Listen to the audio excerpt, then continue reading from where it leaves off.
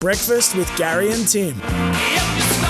What a season we're having, Whispers. Welcome back. Great to have everyone with us. We've got two teams at the top. We've got the Swans and the Blues, and the rest of it, she's a raffle for mine, Whispers. I'm not sure what's going to happen. We got Essendon at the MCG on the weekend. You know, an in-form Essendon coming up against the Geelong Footy Club, who have been coughing and spluttering without the big tomahawk, and they just went whack. 45 points later, they have smashed them.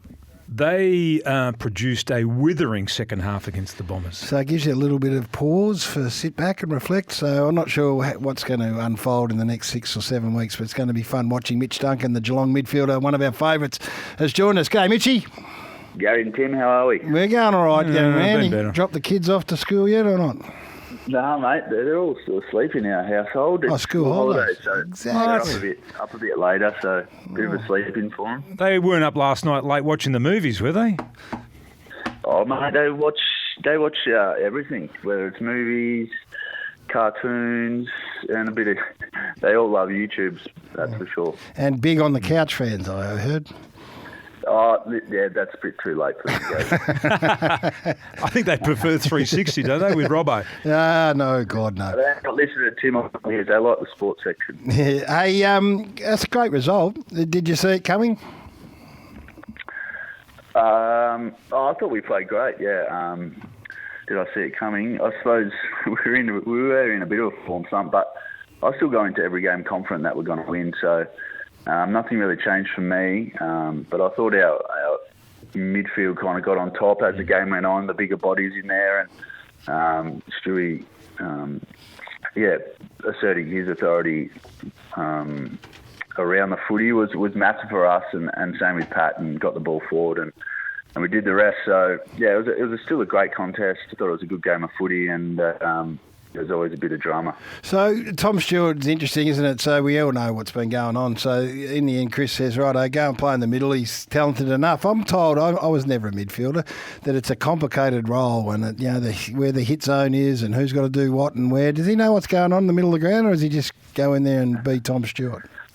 He probably didn't. He only had probably 2 or 3 days to get his head around that. But I don't think he would have got too many goes at being the hit too. But he's just an aggressive, powerful player. So I think those big midfielders, they're a bit see ball, get ball, and that's what we kind of asked from Tom. And I thought he did that really well. He adapted to the chain extremely well. He still, rolled back at times to help out the defence, which he's going to naturally do, being, a defence-first player. So, yeah, I thought he did a great job.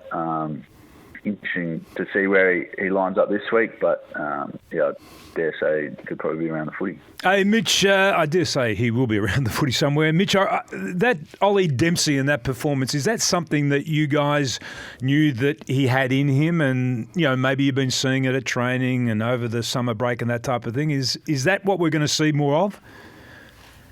Oh, well, let's hope so. He's a player that had a really good, I suppose, 3 years, I reckon, since he's come into the system. He works extremely hard. He's a great kid. And then just this pre-season, he stood out in those areas, what we're seeing in all the match play. I probably didn't see some big performances like what he's done coming, but it's great for his development and the development that Nigel Lappin does with our young academy players. So, yeah, it's great reward for him for the effort that he puts in, and he's a terrific young kid. And what we saw Lawson Humphreys debut at the weekend, playing Waffle Reserves this time last year. How's his introduction to AFL football gone? Yeah, he was someone that I really wanted to play alongside. I think he can help us a lot, especially in the back half. Just an extra ball user. He's still great in the contest and a real good defensive player. But his ability to kick both sides of his body, understand the game, he was someone that I was really excited to play with. And I thought we saw that in the game on the weekend, and hopefully he can string a few more together, because I love playing with him. I think he can help complement me as well. So. That's probably a main driver there, but I thought he was great. Another great kid that, has come a long way from, where he started at the Wickham Wolves, and he's a long way from home. So, hopefully we look after him really well and he can have a long career for the Cats. Talking to Mitch Duncan, one of the stars down there at Geelong, Tyson Stengel. This is great news for the club. He's recommitted for a further 5 years at Geelong. Did you fear that he was thinking about moving on, or he was going to move on? No, not really, to be honest. I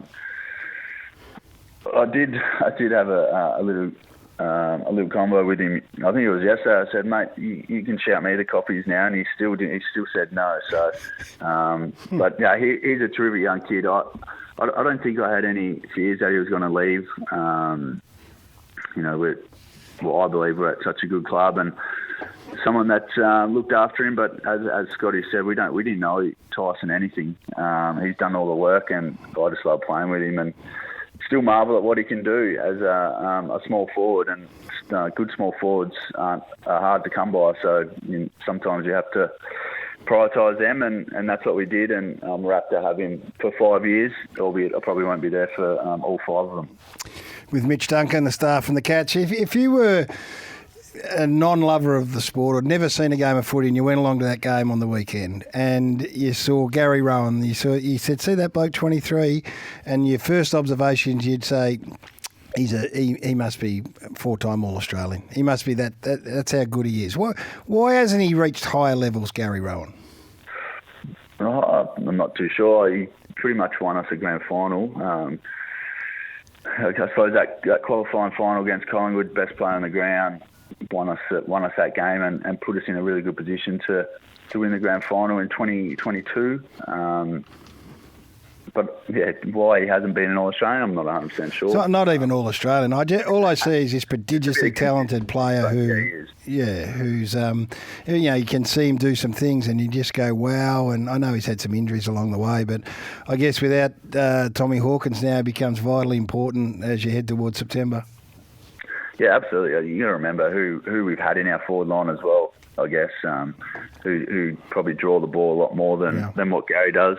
He's a selfless player. Obviously, he prides himself on his defence, and if you can have that speed and that aggression on the defensive side, it's so handy for the footy club.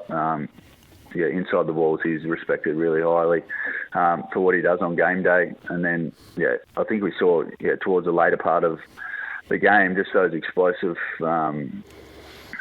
goals, big marks, and his speed's such a weapon. So, if we can continue to get it consistently, he definitely makes us a better side. And for him going forward, it's all positive. Hey, Mitch, we can read too much into maybe one performance, but that second half against Essendon and sort of the way it built maybe during the second quarter as well, do you think that was the reset game that Geelong needed for this back third of the season?